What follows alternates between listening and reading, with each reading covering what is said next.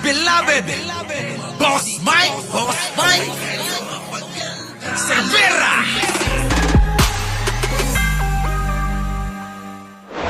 Magandang umaga, magandang hapon at magandang gabi sa mandakong ng mundo. Naroon kayo syempre, magandang buhay na rin para sa ating lahat. Anyways mga kababayan, kung bago po kayo sa aking channel, huwag niyo pong kakalimutang i-like yung ating mga video at i-share niyo na rin kung hindi naman kalabisan sa inyo. At sa mga hindi pa ho nakakapag-subscribe sa channel na to, huwag niyo pong kakalimutan yan. Malaking bagay po yan. Opo.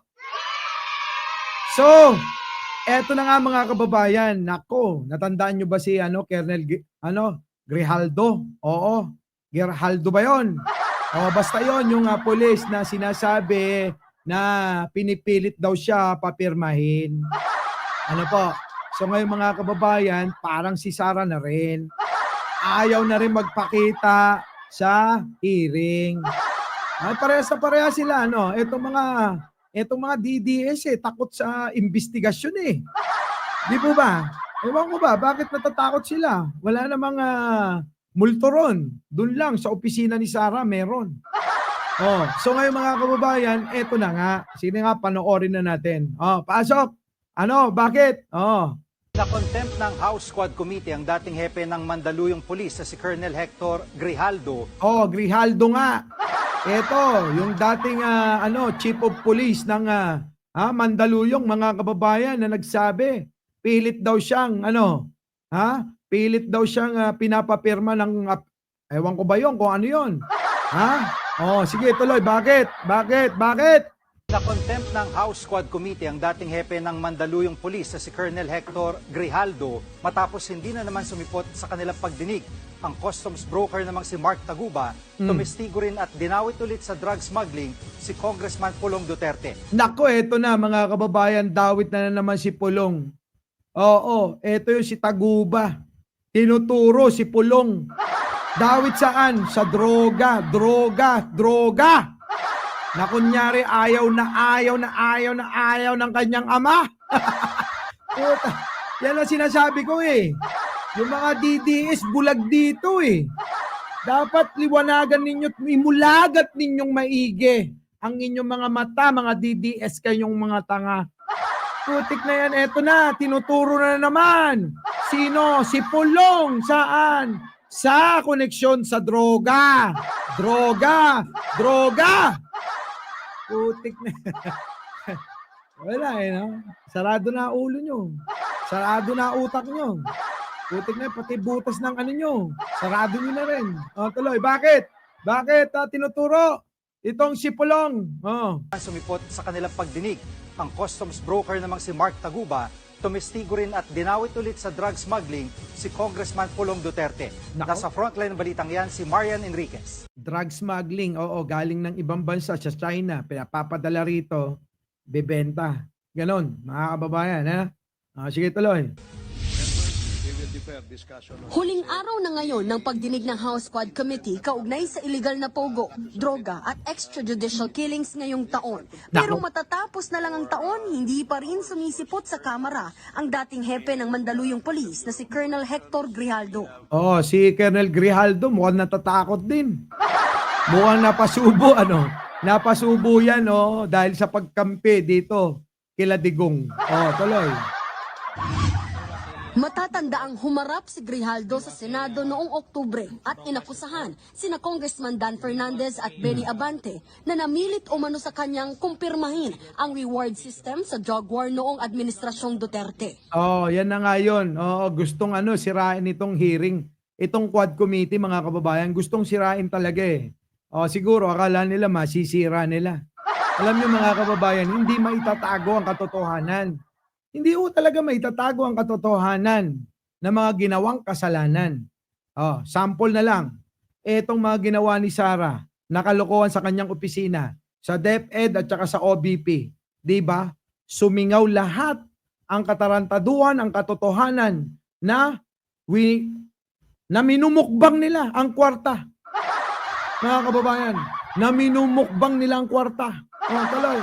Itinanggi na ito noon ng mga mambabatas. 4 na beses nang ipinatatawag ng Kamara si Grijaldo. Pero Ay, matapos nga itanggi ni Congressman Abante at ni Congressman Dan Fernandez ito mga kababayan, abay, hindi na dumalo, natakot. Kaya ngayon mga kababayan, nako, na-contempt, oo. Kaya eto, mawawanted to. itong December 2, inoperahan daw siya sa balikat. Kaya hindi ulit nakadalo sa Quad Committee Ang dami ng alibay, parang si Sarah. kanina. Sumasobra na siya. I'm sorry, but I really believe it's high time that with the indulgence of all the chairmen, that I move to cite Colonel Hector Grijaldo in contempt. Nako, cite in contempt. Yari. Oo, etong babae pa ha. Ang nag-contempt mga kababayan. Sige, tuloy. Wala pang tugon si Grijaldo sa contempt order ng Kamara, pero ang PNP handa raw agad tumugon sa direktiba ng Quadcom. Oo, harap nyo na yan. Harap nyo na yung kabaro nyo. Iharap nyo dyan mga kababayan para makapagsalita ng my way. O, tuloy. We will provide assistance sa Quad Committee to make sure na a-attend po sa susunod po itong si Colonel Grijaldo who remains under restrictive custody po. Paano nga yan na-contempt na? O, sige. Samantala, muli ring tumestigo sa Kamara ang Ya, si Taguba. O, Mark Taguba. Banat.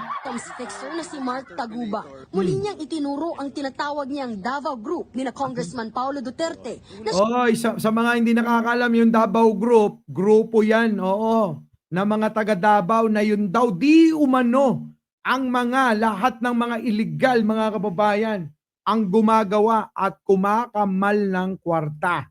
Sila rin itong Davao Group, di umano ang mga kumukuha rin ng mga malalaking proyekto sa gobyerno nung panahon ni Digunyo. Mga kababayan, limpak-limpak, oo, maraming kwarta ang kinikita ng mga yan dahil sa mga yan. Oh, di ba? Dahil sa mga proyekto na yan. Natandaan nyo ba yung Parmali? Ayun. Oh, Davao Group din yun. Oh, sino? Si Michael Yang, kagrupo nila. Eloy. siya umanong nasa likod ng talamak na drug smuggling. Sino masasabi mo na head o leader ng Davao Group na to? Well, tingin ko po si Paulo Duterte po. Nako! Ikaw pala, Paulo eh. Si Paulo daw ang leader, ang pinakaulo. Kaya pala ngayon si Paulo di nyo makita, no? Kaya pala si Paulo ayaw dumalo sa hearing, dapat doon siya rin nagtatanong eh. Tanungin niya rin si Taguba eh, no? Sabihin niya, Taguba, ako ba talaga? Oo, ituturo ka.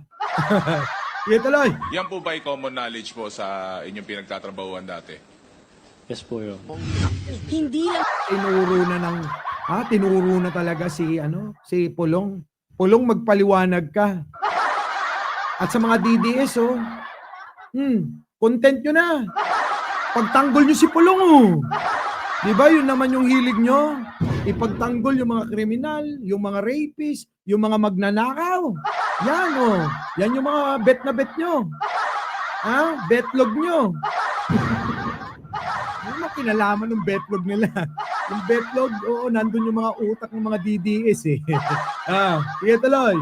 Ayan maliwanag, tinuro na ni Taguba na mismo nagpapalabas yan ng mga kargamento sa custom noong panahon na ni Digong. Yan, maliwanag? Okay, sige tuloy. daw illegal na droga ang ini-smuggle ng Davao Group. Ayon kay dating customs Grabe, ano yun? ini-smuggle, hindi lang daw illegal na droga ang ini-smuggle ng Davao Group. Naku, hindi lang daw droga ang ini-smuggle. Ano pa kaya? Samantalang tanda nyo, si Maharlika ang tinuturong smuggler daw. Sino? Si First Lady Araneta Marcos. Sabi ko sa inyo itong mga DDS, lahat ng kagaguhan ng mga ito, ipapasa sa ibang tao. Ganyan ang ugali ng mga DDS. Siyempre, utos ni Digunyo. Style ni Digunyo yan. Kung ano yung ginawa niya, kung ano yung kasalanan niya, ibibintang sa iba. Ayon kay dating Customs Intel Officer Jimmy Guban, talamak din ang smuggling ng agricultural products, lalo na ang bigas. Nako, kaya pala nagka-pweste-peste bigas eh.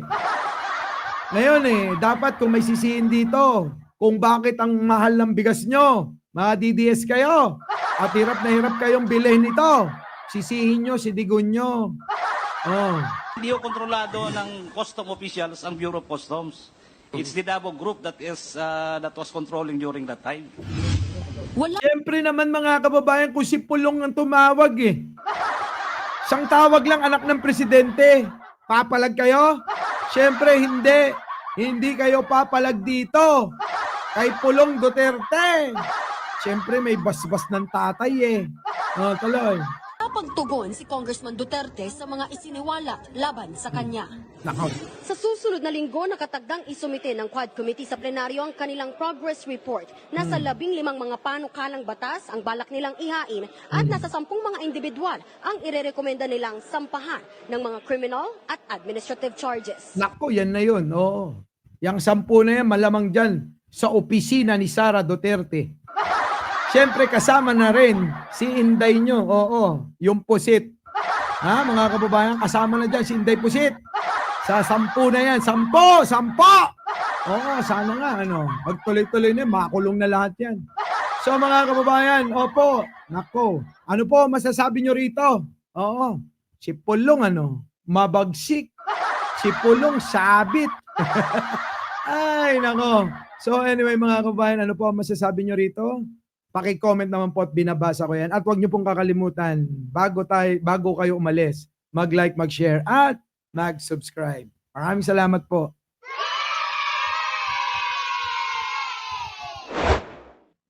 Our beloved Boss Mike Cervera.